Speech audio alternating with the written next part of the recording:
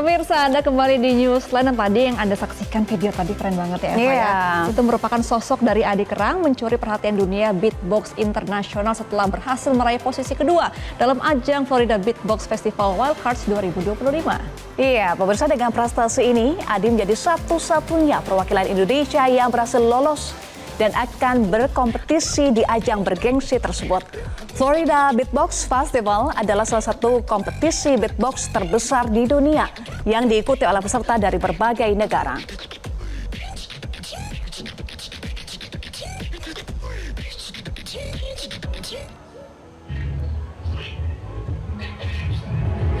Adi Kerang yang meraih posisi kedua dalam ajang Wildcards 2025 berhasil mengalahkan banyak beatboxer dari berbagai negara.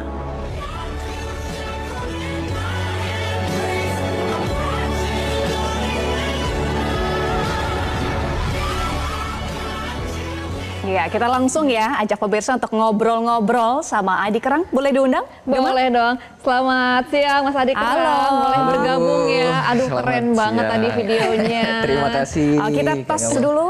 Tos, Oke, boleh sedikit beatbox? Beatboxnya, yang kayak tadi itu kan pada penasaran kali ya bunyinya tuh gimana itu ya? Iya, gimana, Sebenarnya gimana? nih ya teman-teman itu saya tidak menelan musik-musik apapun di mulut saya loh. Ini bunyinya tuh cuman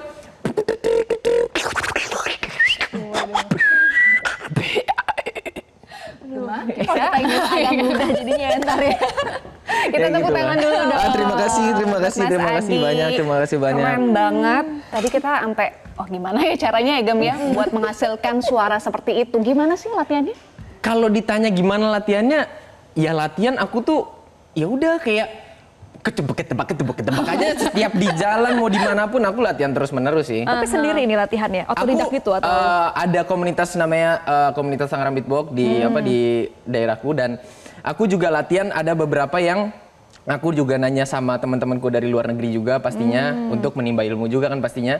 Dan abis itu dari situ aku belajar lebih banyak lagi sama banyak teman-teman aku yang lainnya. Begitu. Dan hasilnya adalah lolos ke kompetisi di Florida. April ya nanti ya? Iya, bulan April nanti aku harus berangkat ke Prancis. Prancis, Ya, wow. jadi ini kan namanya Florida Beatbox Iya, Battle. namanya Florida. Nah, ini temen-temen ini perlu diklarifikasi ya. Di video itu kan saya bilang tuh ada teks kan bilang perjuangan masih belum selesai, saya harus berangkat ke Prancis. Tapi kok namanya Florida Beatbox Battle nih. Jadi tuh ibaratnya gini ya teman-teman, Prancis ini kan nama negara. Nah, si agen ini tuh bisa dibilang tuh provinsinya. Dan di dalam provinsi itu ada kota-kota. Nah, ada kotanya namanya kota Florida. Oh, jadi kota di negara Prancis gitu. Iya, bener.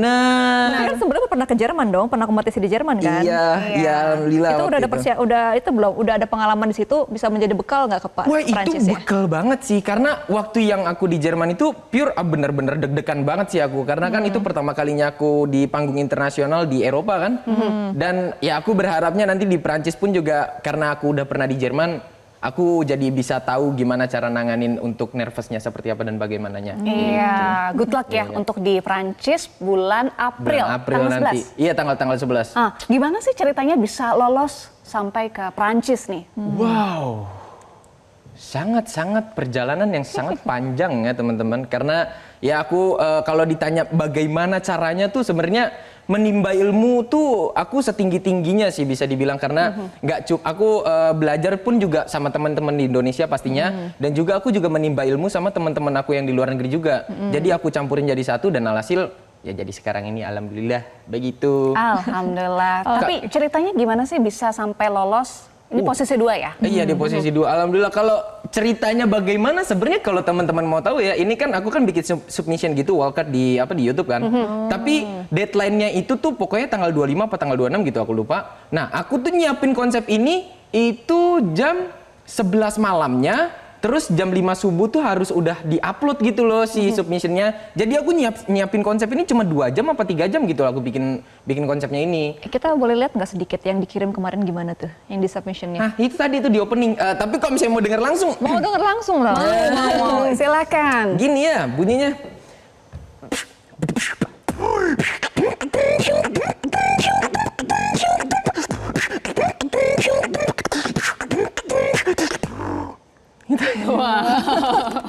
Tetap Ini- ya. Nggak ada nyikat soalnya. Aduh, maaf teman-teman, ini agak nervous ini loh. Ini pertama kali saya loh, ya Allah. Itu cara menentukan nada-nadanya, itu inspirasinya dari mana sih biasanya? Kalau inspirasi jelas dari lagu-lagu dimanapun ya, kayak semua musisi atau semua produser musik di dunia ini, itu aku ngambil referensi dari sana. Ini kan aku ngebawain nama genrenya tuh bass house gitu loh, itu lumayan terkenal banget di Eropa. Dan aku bawa genre ini dan aku melihat beberapa lagu genre di situ dan aku aplikasikan di dalam beatbox aku karena kalau teman-teman mau tahu ya, sebenarnya beatboxer itu tuh dituntut untuk menjadi original.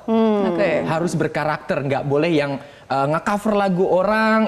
Itu nggak dapat poin original karena kalau teman-teman mau tahu juga gimana sih ini tuh dinilainya si beatbox. Nah, itu dia apa yang dinilai?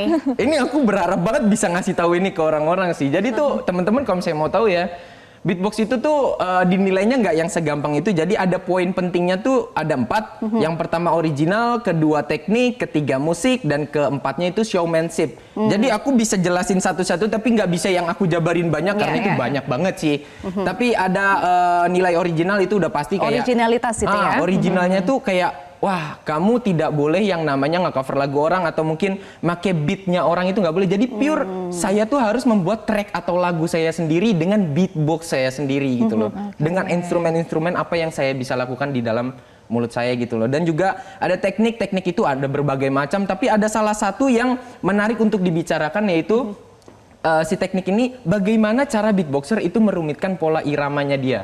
Merumitkan pola irama. Contohnya ya kayak tadi tuh yang aku lakuin. Itu kan harusnya nadanya cuman nah cuma segitu doang kan. Karena aku harus merumitkan, jadi aku bikin ada suara bebeknya itu kan di situ. Nah, itu tuh dinilai tuh sih. Karena kan nggak segampang itu gitu loh. Dan itulah bagaimana beatboxer itu dinilai dari segi tekniknya. Terus kalau dari musiknya udah jelas kunci nada itu juga perlu diperhatikan juga karena kan kalau musik itu kunci nadanya fals kan kurang begitu enak didengar kan. Jadi harus tetap pada kuncinya dan juga harus tetap dengan pada nadanya juga gitu loh. Oke. Nah, terus kalau yang satu lagi showmanship itu kayak kalian sebagai performance. Jadi aku pernah tahu Kak, ada dapat komentar itu beatboxer tuh tangannya harus banget apa gerak-gerak. Harus teman-teman. Karena bayangin ya kalau misalnya kalian nge-beatbox atau mungkin lagi nyanyi gitu tapi tangannya diem. Kan nggak menarik. Biar lebih asik juga ya. Itu jadi makanya panggung juga gitu ya. Itu dinilai. Jadi kayak si showmanship ini bagaimana kamu sebagai beatboxer itu menguasai panggung dan mengajak berinteraksi kepada penonton. Itu dinilai juga. Oke, jadi tadi originalitas, penguasaan panggung, teknik dan musik. Sama musik kerumitan itu juga dinilai. Iya, itu dinilai. Itu masuk ke teknik. Sebenarnya kalau misalnya mau dijabarin, waduh banyak banget guys. Dan kalau mau tahu juga ya, sebenarnya ada tahu beatboxer dari UK namanya Ripswan. Shout out buat Ripswan. Jadi dia ini bisa dibilang menjadi dosen di kampus untuk ngajar beatbox. Jadi ada mata kuliah namanya mata kuliah beatbox. Karena si beatbox ini tuh banyak banget kalau dibicarain tuh banyak banget gitu loh. Dan aku berharapnya dari seperti ini nih, kayak aku diundang ke sini atau mungkin ke podcast atau apapun, aku berharapnya beatbox ini bisa diteliti sama mungkin ada beberapa orang yang bisa atau mungkin punya fasilitasnya seperti itu gitu loh. Aku berharapnya beatbox tuh bisa diperdalam lagi. Dan aku juga mau ngomong, maaf ya guys, kalau misalnya banyak cerita ya Allah. Saya ini berusaha banget nih ngomongnya nih. Ya, jadi banyak teman-teman di luar sana tuh yang nganggap beatbox itu kan cuma ngeluarin ludah doang, cuma bunyi peledak pelodok doang. Ibaratnya kayak negatif banget, padahal enggak loh guys. Jadi tuh sebenarnya beatbox itu tuh bisa dibilang latihan pernafasan tau Kak. Dan ada temenku dari luar negeri, itu dia punya sakit paru-paru, dia bisa sembuh dari penyakitnya dengan nge-beatbox di rumah sakit. Wow. Karena gini loh, ibaratnya karena nih beatbox itu kan kayak ada bunyi. Ini itu kan napas keluar kan? Nah itu kan ke dalam kan? Nah jadi itu ngelatih pernapasan. Berarti harus panjang dong nafasnya. Iya. Itu latihannya gimana tuh? Latihan ya udah gini aja. Karena kan ada tekniknya Kak. Misalkan bunyi kick tuh, itu kan napas keluar tuh. Nah terus si Kak snare ini yang bunyi snare itu napasnya ke dalam.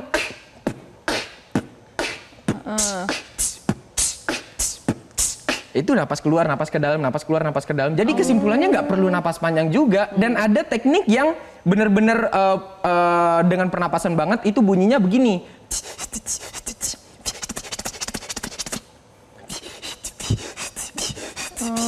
Nah, jadi kayak narik keluar. Jadi kesimpulannya adalah beatbox itu bisa dibilang latihan pernapasan juga untuk manusia gitu loh. Berarti bisa masuk salah satu terapi. Iya, Bisa jadi ya. Aku berharapnya dari aku ngomong seperti ini, mungkin nanti ada beberapa dokter yang bisa bilangnya meneliti beatbox ini untuk jadi sumber mungkin penyembuhan dari penyakit atau apapun gitu loh. Oke, Aku itu berharapnya seperti itu sih. ada harapan ya Iya, ada dari harapannya juga. Adi. Nah, kalau misalnya cerita nih hobi, ini kan dari hobi, Hobi, benar. kemudian ke karir ya. Iya, benar. Gimana sih perjuangannya sampai ke titik itu? Iya, ada nggak sih yang kayak ngomongin emang bisa jadi karir di situ? Gitu. Ada yang underestimate. Kak, kalau kakak mau tahu ya, jadi teman-teman di lettingan aku semenjak COVID, maksudnya lettingan tuh kayak barengan aku dari tahun 2019, 2018, itu jadi nggak nge-beatbox lagi karena udah bener-bener nggak ada harapannya banget di beatbox. Jadi bener-bener dari 2019 itu beatbox di Indonesia tuh sepi banget kan. Dan teman-teman aku ada yang milih sebagai pekerja, mau itu di pekerja manapun gitu ya, ada yang milih jadi kuliah karena ya masa depan mereka lebih cerah di sana dibanding di beatbox gitu loh. Nah, sedangkan si Adi Kerang ini masih berusaha banget di beatbox karena ada satu momen di mana aku ngerasa, loh, ini kok teman-teman saya udah pada nggak nge-beatbox lagi nih di Indonesia gitu kan. Ya udahlah, gimana caranya supaya teman-teman saya melek lagi dan mulai aktif lagi di beatbox? Ya dengan aku berkompetisi di luar negeri, terus aku juga punya relasi banyak di sana dan alhamdulillah dikasih kesempatan yang Florida ini kan dapat kesempatan kedua, posisi kedua. Alhamdulillah bisa membuat teman-teman beatbox tuh jadi melek lagi dan juga dapat banyak antusias dari warga Indonesia. Mungkin dari situ banyak peminat lagi di beatbox. Gitu. Oke, jadi orang nggak pesimis juga ya untuk mencoba ya. Iya gitu. Coba kita lihat, ini tuh visual kapan tuh, Mas Adi? Ini itu saya waktu di Jepang ikut acara Liga Dunia tapi bukan di main event, ini di Seven to Smoke. Kita boleh lihat ke kamera ya. Oh iya. Biar kelihatan mukanya. Maaf banget teman-teman, ini pertama kali saya ya. Ya ini waktu saya di Jepang kalau yang ini baru-baru ini kok, berapa ya? 3 bulan lalu deh kalau nggak salah, cuman ini saya nggak lolos. Pokoknya yang semenjak dari Jerman itu saya mendapat juara 3 dan di Seven to Smoke ini saya nggak lolos. Saya dari situ udah bener-bener nge-push diri saya banget gimana caranya supaya saya bisa tampil lagi di Liga Dunia, bahkan sampai menuju ke posisi yang paling atas gitu loh. Aku keep terus try harder banget deh pokoknya. Dengan aku nimba ilmu aku ke teman-teman aku di luar negeri sana gitu loh. Berarti kan udah pernah ke Jerman, udah pernah ke Jepang, nanti juga akan ke Perancis. Nah, dari kompetisi-kompetisi itu ada nggak sih negara yang paling susah gitu dikalahin? Aduh gimana ya? Kalau dibilang negara yang paling susah negara yang paling susah untuk dilawan, jawabannya tidak ada sih Kak, karena semuanya harus bisa dilawan sih. Jadi optimis ya. Iya gitu. Maaf ya teman-teman, bukan sombong loh, tapi saya berusaha guys. Soalnya kalau ditanya negara mana yang paling susah, sebenarnya semuanya susah Kak. Gitu loh, cuman harus kita ngelawan juga gitu loh. Kalau bisa Indonesianya yang jadi paling susah dilawan sama semua orang. Oke. Tapi yang paling besar tuh di mana sih biasanya, negara mana yang kalau Kakak mau tahu ya, itu beatboxer paling banyak banget sekarang ada di Jepang. Yang kedua itu di Indonesia. Indonesia tuh beatboxer paling terbanyak di dunia. Cuman penggiatnya itu udah mulai berkurang. Peminatnya itu banyak. Nah itu loh yang menurut aku sangat disayangkan aja gitu loh. Dan aku berharap dengan adanya kesempatan ini teman-teman juga mulai kembali lagi ke beatbox dan menggeluti lagi si beatbox ini. Kalau dari Mas Adi sendiri mengajak nggak teman-teman, misalnya tadi ya, kalau suka untuk bisa serius ini dari hobinya bisa menjadi karir juga seperti yang Mas Adi jalani sampai saat ini. Iya itu bisa kok, dan nggak menutup kemungkinan karena aku di beatbox itu yang awalnya berangkat dari hobi dan bisa mendapat pundi-pundi uang ya dari situ. Cuman pundi-pundi uangnya pun juga bisa dibilang nggak semeyakinkan itu Kak. Sampai di titik ini pun juga aku nggak yang meyakinkan itu karena di titik ini pun juga aku masih ada kerja sama beberapa perusahaan gitu loh. Jadi nggak begitu meyakinkan. Tapi kesimpulannya jangan mengutamakan hobi karena uang dulu. Kalau bisa kejar dulu apa yang kamu mau di hobi kamu dulu. Entah kamu jadi jago atau apapun. Oke. Nah, terakhir Mas Adi sebelum kita tutup ya, kenapa Kerang pilihan namanya? Ya, ini pertanyaan yang banyak ditanyakan. Terima kasih teman-teman, banyak banget yang nanya ini ya. Jadi kenapa nama saya Kerang? Gini deh. ucapan nama kerang itu tuh udah Indonesia banget kan. Jadi kalau seandainya aku tiba ke luar negeri, terus kayak membawa pride si kerangnya ini udah pasti orang Indonesia banget nih. Namanya aja Indonesia banget. Nah, itu loh yang aku bawa Kak sebenarnya. Dan kalau ditanya asal usulnya sebenarnya kerang itu ya kayak aku suka nge-beatbox bunyinya derang gitu. Jadi makanya teman aku bilang, karena lu belum punya nama panggung, kenapa nggak nama lu Adi Kerang aja, kata dia gitu. Ya udah dari situ mulai jalan namanya Adi Kerang. Dan ada satu momen di mana yang aku Jerman kemarin itu, kan aku showcase tuh, tapi ada countdownnya kayak hitung mundur gitu. Aku request tahu Kak sama sama MC-nya bilang, yo bro, bisa nggak kamu countdownnya pakai bahasa saya? Tapi bahasanya bukan bahasa Indonesia. Saya mintanya, bro, can you say siji, loro, telu? Oh, bahasa Jawa ya? Iya, beneran ada di YouTube loh guys. Nah itu loh, aku tuh berusaha banget mengenalkan culture Indonesia sih ke luar negeri. Itu loh, ya mulai dari kayak, di sini murah-murah dan orang-orang pada kaget tahu dengan apapun yang ada di Indonesia yang aku ceritain di sana. Gitu loh. Dan aku berharapnya nanti di Prancis juga aku bisa bawa culture Indonesia ke sana. Amin. Kita doakan ya untuk Mas Adi Kerang, semoga berhasil untuk kompetisinya di bulan April di Prancis ya. Di Prancis, Good luck. benar. Dan tadi ada pesannya adalah excellent first, money will follow you. Yes, Thank you. Keren banget kata-katanya. Thank you, Mas Paham. Adi. Cocok banget ya. Iya, keren. Coba sedikit lagi beatboxnya. Sambil kita jeda ya habis ini. Oke. Sedikit ya? Sedikit kan? Sedikit Terlalu sedikit itu ya? Sambil kita jeda di Newsline. Sebelum jeda ya, let's go. Yang tadi aja ya.